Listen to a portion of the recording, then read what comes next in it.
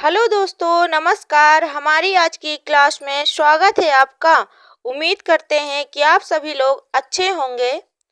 हमारी क्लास का पहला क्वेश्चन, निस्तापन धातु कर्म की वह प्रक्रिया है जो मूल रूप से डैश की जाती है।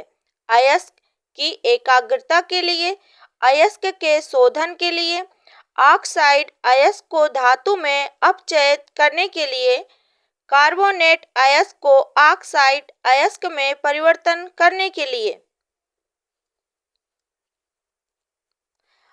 इसका आंसर है ऑप्शन डी। कार्बोनेट अयस्क को ऑक्साइड अयस्क में परिवर्तित करने के लिए। हमारी क्लास के सारे ही क्वेश्चन सी-टेट पर आधारित हैं। ग्राहम वालेस ने रचनात्मक सोच प्रक्रिया को 4 चरणों में रेखांकित किया। उनके द्वारा दिए गए रचनात्मक चिंतन के प्रथम चरण को डैश के रूप में जाना जाता है। सत्यापन, उद्भवन, तैयारी, संशोधन। आंसर है ऑप्शन 3, तैयारी। रचनात्मकता वह घटना है जिससे कल्पनाशील और मूल विचार वास्तविकता में बदल जाते हैं।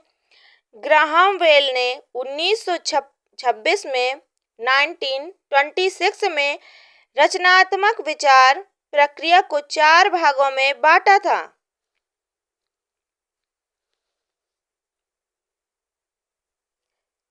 क्रम आदेशित अधिगम की अवधारणा किसके द्वारा दी गई थी? हल, थार्नडाइक, स्किनर, वाटसन। आंसर है ऑप्शन 3, स्किनर। यह व्यक्तिगत और सुनिश्चित अधिगम के लिए सबसे लोकप्रिय और प्रभावी नवाचारों में से एक है। क्रम आदेशित अधिगम शब्द स्वनिर्देशन की एक प्रक्रिया को संदर्भित करता है।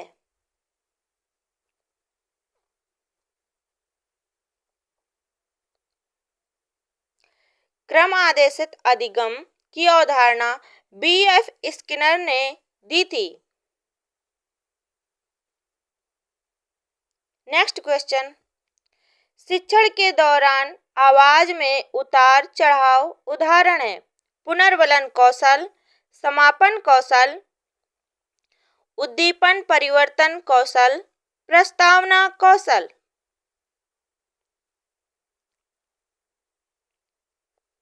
आंसर है ऑप्शन 3, उद्दीपन परिवर्तन कौशल।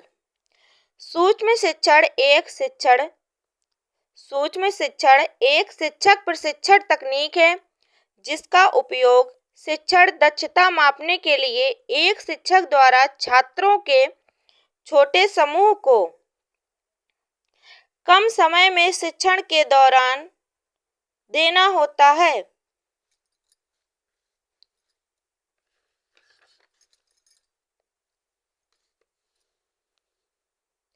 निम्न में से कौन सी व्यक्तित्व मापन की प्रक्षेपी विधियां हैं? निर्धारण मापनी, अवलोकन, साक्षात्कार, प्रासंगिक अंतर्बोध परीक्षण। आंसर है ऑप्शन 4, प्रासंगिक अंतर्बोध परीक्षण। प्रासंगिक अंतर्बोध परीक्षण। हेनरी मरे एक अमेरिकी मनोवैज्ञानिक ने प्रासंगिक अंतर्बोध परीक्षण का निर्माण किया था। इस परीक्षण में प्रतिभागियों को अस्पष्ट चित्र या परीक्षण सामग्री दी जाती है। यह व्यक्तित्व मापन की अनुमानित विधि है। प्रासंगिक अंतर्बोध परीक्षण हेनरी मरे ने दिया था। संप्रेषण संबंधी अक्षमता है। Dyslexia, dyscalculia, dysphagia, dysgraphia. Answer है ऑप्शन 3, डिस्फेजिया। यह एक भाषा विकार है जो किसी व्यक्ति की संवाद करने की क्षमता को प्रभावित करता है। ये विकार मुख्य रूप से तंत्रिका तंत्र की शिथिलता और आनुवांशिक कारक द्वारा होती है, जबकि डिसलेक्सिया पढ़ने संबंधी विकार है। डिसकैलकुलिया गणित संबंधी और डिसग्राफिया लिखने संबंधी विकार है। डिस्फेजिया आनुवांशिक विकार है।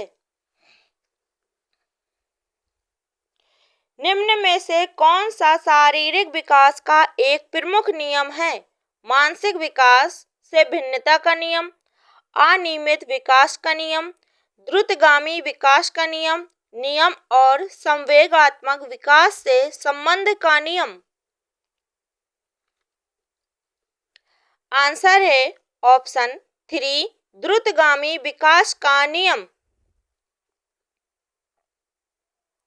विकास उस प्रक्रिया को संदर्भित करता है जिसके द्वारा किसी व्यक्ति की क्षमता प्रकट होती है या उसके गुण और अवगुण प्रकट होते हैं,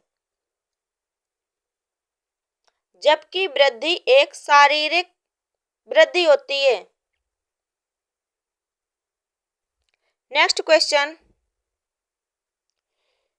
निम्न में से कौन सा संज्ञानात्मक पक्ष से संबंधित नहीं है? ज्ञान, अनुप्रयोग, अनुमूल्यन, बोध। आंसर है ऑप्शन 3, अनुमूल्यन। बीएस ब्लूम ने एक वर्गीकरण प्रस्तावित किया जो 3 पदानुक्रमित मॉडल का एक समूह है, जिसमें संज्ञानात्मक, भावनात्मक, क्रियात्मक पक्ष हैं। अनुमूल्यन भावनात्मक पक्ष से संबंधित है।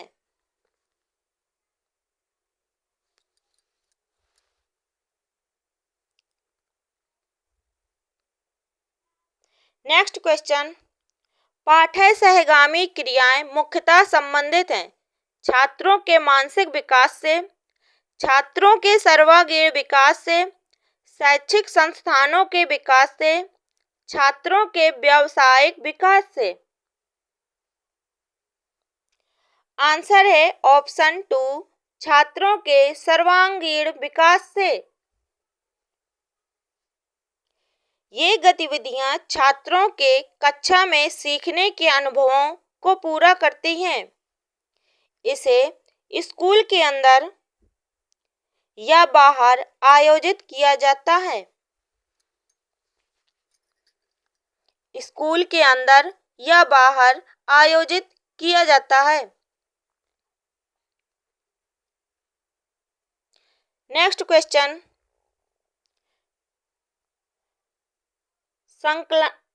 संकलनात्मक परामर्श के प्रतिपादक हैं थॉर्न, रोजर्स, विलियमसन। इनमें से कोई नहीं। आंसर है ऑप्शन ए, थॉर्न। परामर्श व्यक्ति के स्वयं को और उसकी वर्तमान संभावित भविष्य की स्थितियों को जानने तथा उसे सक्षम करने की एक प्रक्रिया है।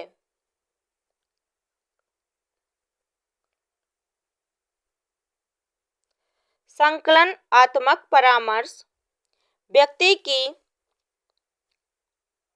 स्थितियों को जानते हैं और उनकी सहायता भी करते हैं। एक बालक काली गाय, काला कुत्ता तथा काली वस्तुओं को देखकर डरने लगता है।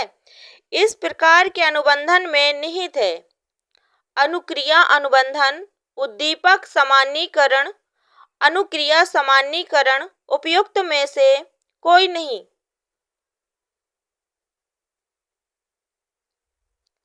आंसर है ऑप्शन 2, उद्दीपक सामान्यीकरण। इस अनुबंधन को रूसी वैज्ञानिक पावलोव ने परिभाषित किया था।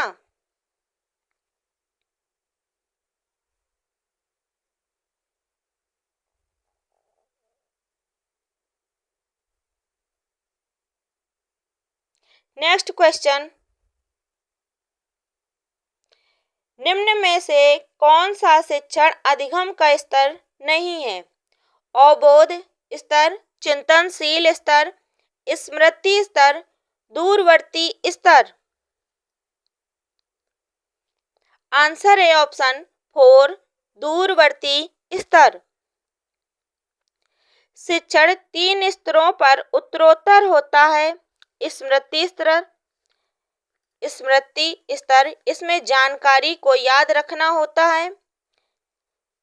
दूसरा है समझ स्तर, यह विषय के अर्थ की समझ और तार्किक अनुक्रम पर केंद्रित है।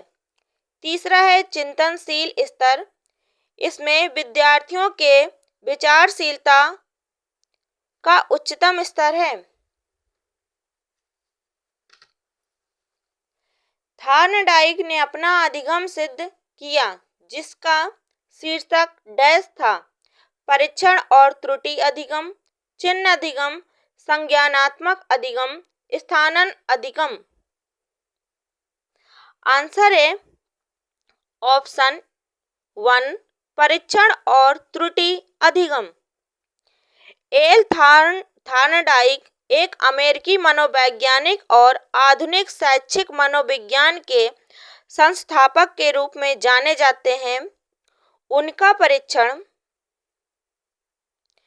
और त्रुटि का सिद्धांत यह दर्शाता है कि अधिगम उद्दीपक और अनुक्रिया के बीच संबंधों के निर्माण का परिणाम है। निम्नलिखित में से कौन से मनोवैज्ञानिक भाषा के विकास से जुड़े हैं? Beneath, Chomsky, Pavlov, Maslow. Answer है ऑप्शन 2, नोम चॉम्स्की। आधुनिक भाषा विज्ञान के जनक नोआम चॉम्स्की हैं। इन्होंने भाषा विज्ञान के क्षेत्र में महत्वपूर्ण योगदान दिया है। इसी के साथ हमारी आज की क्लास समाप्त होती है। हमारी क्लास आपको कैसी लगी कमेंट बॉक्स में ज़रूर बताएं और पूरी क्लास देखें। चैनल को सब्सक्राइब ज़रूर करें। इसी के साथ सभी को नमस्कार और धन्यवाद।